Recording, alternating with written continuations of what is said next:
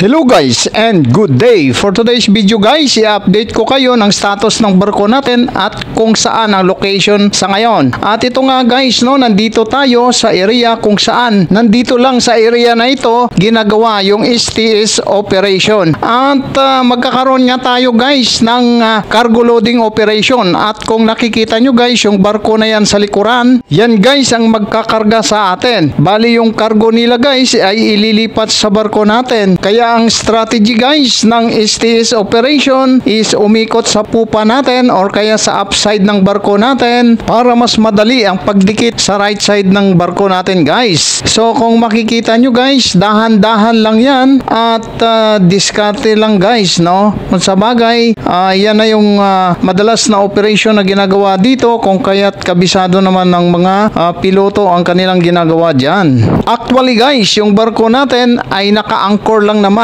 Pero kailangan pa rin nating mag-standby sa makina gawa ng in any case of emergency, kailangan naka-ready rin yung makina natin na mapaandar agad. Habang ang kabilang barko guys ay palapit na ng palapit sa safe side natin. At kami naman sa makina ay hindi rin naman namin nakikita yan guys. Kaya nag-aabang lang din kami doon kung ano man ang kailangan ng bridge team. At naririnig na lang namin yan guys sa walkie-talkie kung ano yung nagaganap na sa itaas. At yan na nga guys, kung nakikita nyo, ships to ships na tayo, nakadikit na at malapit na yan guys, in position. At kapag nakompleto na yung tali niyan guys, then magpi-finish engine na tayo. So ayan guys, mukhang finish engine na. Kaya let's go, silipin natin sa taas. At umakyat nga tayo guys sa pinakataas para mas maganda yung footage natin at kuhang-kuha guys yung position natin guys, ng